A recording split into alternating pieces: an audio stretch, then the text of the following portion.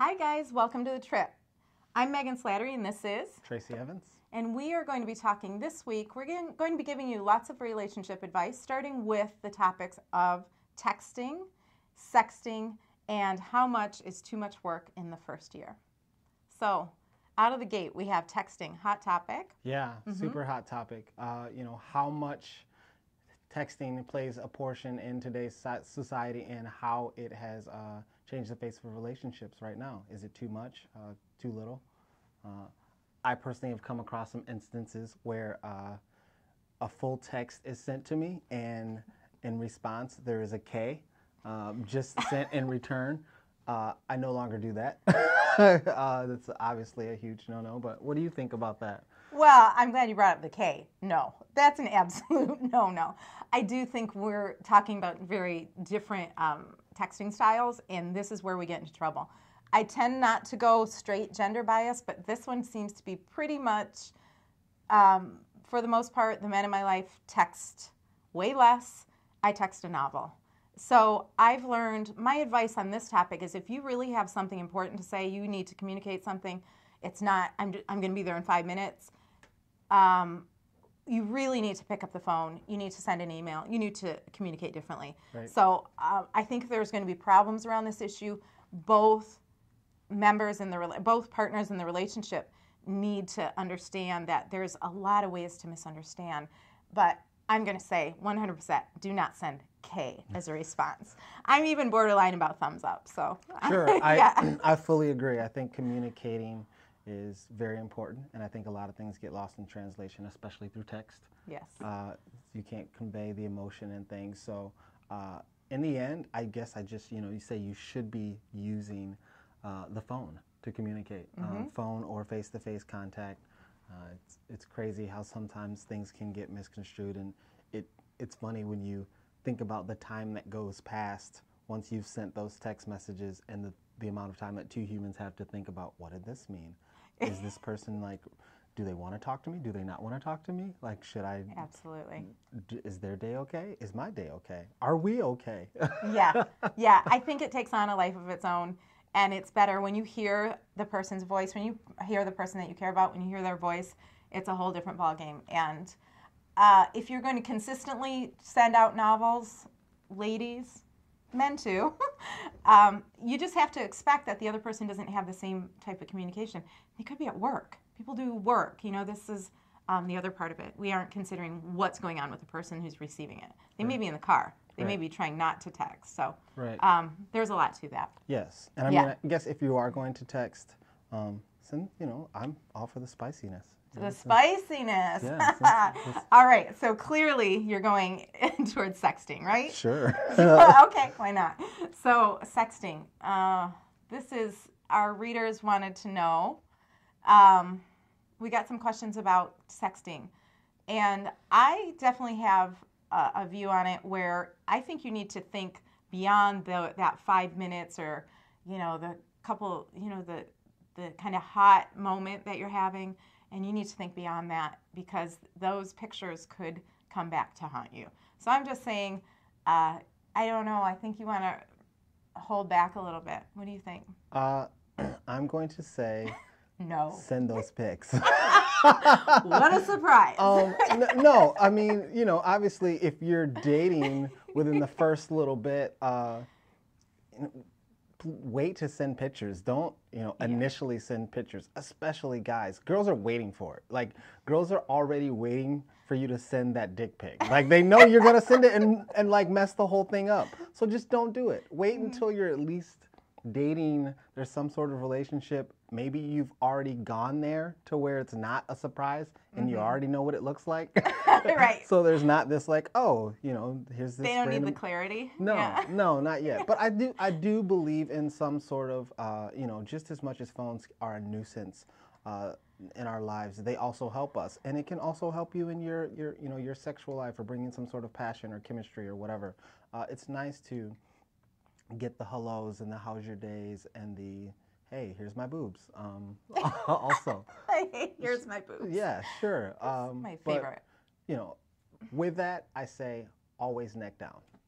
Never put your face in it. Oh, wow, that's Never, good advice. Never put your Okay, face in it. I'm on board with that. Never put your face in Yeah, it. and no, cover your tattoos. Yeah, I mean, some of them Yeah, are, I you know, mean, are guess harder. there's a lot of things you gotta do. Yeah. Just be smart, but you're for the spice. I'm not gonna be prudish about this. I'm for the spice as well, but be smart, thinking days after, weeks after, years after. That's where I would go with that. Sure. And my favorite phrase that Tracy used the other day was, there seems to be an epidemic of dick pics coming. And for Yeah. my friends who are online dating, that seems to be like kind of the go-to out of the gate. So guys, wait. If you have to, please wait. Yeah, don't lead with the dick. Don't lead with the dick pic. Don't lead with it, not at all. Or, hey, here's my boobs. Yeah, sure. Yeah. No, not at all Yeah. either. Although it's great, but then there's the expectation of, you know, then from the woman's perspective, the relationship proceeds totally different if you send boobs right away. Totally. Yes. There's a completely different expectation then. Yeah, I agree. Yeah. Yes. All right. Third topic. Yes, let's go. Yeah. So third topic, when you're in a relationship, obviously you meet someone, you're together, and there's this honeymoon phase. But how much work is too much work in the beginning? Should you, in the beginning, you know, within that first honeymoon period, be actually seeking therapy? You know, obviously you have therapy from your friends and family members or whatever that you talk to about ideas, but should you be seeking this, you know, sort of therapy or personal therapy with your significant other? And this is specifically in the first year, the question? Sure. Okay. We'll say the first year. No. No? You say no? No, if you're getting couples therapy in the first year, there's a problem. Yeah. Yeah, that's my advice. Don't do it. Don't do it. And I am going, obviously. Obviously, this is a loaded question to me. My experience was, if I was already in, I'm specifically kind of aiming towards couples therapy, but if I'm working that hard and it's supposedly the honeymoon phase, what's the rest of it going to look like? I mean, there's really no chance if we're already kind of on the high and it's going well. And I have kind of gotten other points of view on this, and the other points of view have more subtleties and more, they aren't so black and white. But my advice really is red flag, first year. To me, that's too early to have to be working that hard. Yeah, I would also like to believe that when you're in the beginning of your relationship, things obviously aren't always going to be great, but to solve that, you're obviously going to couples therapy to communicate with each other and someone else about these issues, when the common denominator is communication between the two people. And if you can't establish some sort of base communication within the first year of being in a relationship with someone, maybe you got to find someone else, you know, or work on something within, you know, yourself to be able to communicate. Yeah, I do. I really feel that, and I feel like it's, and this isn't, please hear me, this isn't me saying don't ever do couples therapy, don't ever seek other support. I absolutely believe in that completely. We're talking about the specific early period of time when you're together. And I would also say, if there's something really that inflammatory, that it probably is in one or the other, there is something still really that we have to look at before we're probably ready to launch into a relationship with another person. And that's not a bad thing. You know, sometimes we put this idea of relationship as a priority before. Maybe there's some things we need to get right with us. Sure. And so it's what are we looking, are we so reaching for the relationship at the detriment of what's happening inside of us? So I just think there's some serious issues under there usually, and that's not a negative. It just means maybe not the time. Right. Yeah. Which I guess would lead me into another question. Looks like we got a little more time here. What do you think in a relationship people should be seeking to fix themselves first? Because I feel like a lot of people actually don't take the time to make sure they are a stable human before they involve themselves with someone else. But do you have a firm belief that you should be a whole person before you look to find your better half? Well, this is probably where I'm going to get a little esoteric. You guys, Are you guys do ready? I think I am a whole person? Sure, You know, yeah. I was a whole person at 25 too, and I was a maniac probably in my relationships. And you know, I mean, I think probably a great girlfriend in some ways, but yeah, it was challenging, man. I was fierce. So I believe we're whole people even in our brokenness. However, if we're actively still, insecurity is a topic that comes up all the time. Insecurity is something I certainly have dealt with earlier in my life, and it played itself out in very ugly ways in relationships.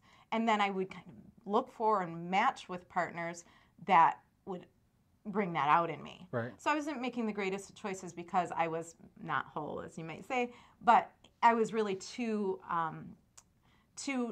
uncomfortable with myself. Now I'm still going to have some of those issues that I had when I was 25, but man, I'm a much different person. I'm going to probably bring it to the table a lot differently. It's not going to affect the relationship in the same way. So I think, yeah, you have to have some firm ground. Yes, but you don't have to be this perfect person, because obviously No no way. one's perfect. No, we aren't perfect. We're, I mean, I like messy people. They're creative, they're interesting. You just can't, the whole thing can't be a mess. Right. Yeah. Yeah. There's got to be some stable ground, and for both, wouldn't you agree, there has to be a center. They have to have friendships, other interests. Right. Things like that are critical. Yeah. Absolutely critical. So if you're really focusing completely on your relationship, I do think turn the dial a little bit. Get out there and do some other things. Go dancing. Right. That's my cure-all. There's so many things, I think, within a relationship that you could be doing in the beginning to make yourself this whole person and present yourself as this whole person. But sometimes people miss out on those things, and they look too hard into seeking someone else versus making themselves whole. Absolutely. Spend too much time with the other person, and all of a sudden their friends are only your friends, and your only sets of friends. The morphing. Yeah. The morphing. Yeah. Where is my life gone? Yes. Yeah. Which I think it could take up a whole nother episode. I think so too. Another red flag. We'll call that red flag episode, right? Yeah, the red flag episode. When you start to morph, you really have to have a distinction between the two people. That's what attracted to the other person. Right. Them being them, not them becoming you. Right. Or overtaking your life. So, I think maybe the word whole is not how I see it, but matured, having some firm ground, having many interests of your own, and really sticking in there and do what you love, and don't worry about. Looks like we've got more topics. Yeah, right. People are trying to send in some more questions already. They don't agree with us. Yeah, I think someone's not agreeing right now. That's a firm no. Yeah. Firm thumbs down. Yeah. All right. So next week we'll continue to take your questions, and we have an email address. Yeah, sure. Please email us with your questions at deadlinedetroit.com, and we can actually. Oh, the Gmail address is. Oh, yeah. Relationships at deadlinedetroit.com. Yes. Yes. And we can get some of those questions answered for you, and you can, who knows, maybe we'll bring you on as a guest sometime. Oh, I'd love that. That'd be fun. Yeah. And we're protecting your anonymity, so you can sign off as, depressed in Detroit or something like that, or sexting in the city. I don't know. Sexting in the D. Yeah, something good. All right. Awesome. So thanks so much for joining us. Yeah. Thanks, guys. We'll see you next time.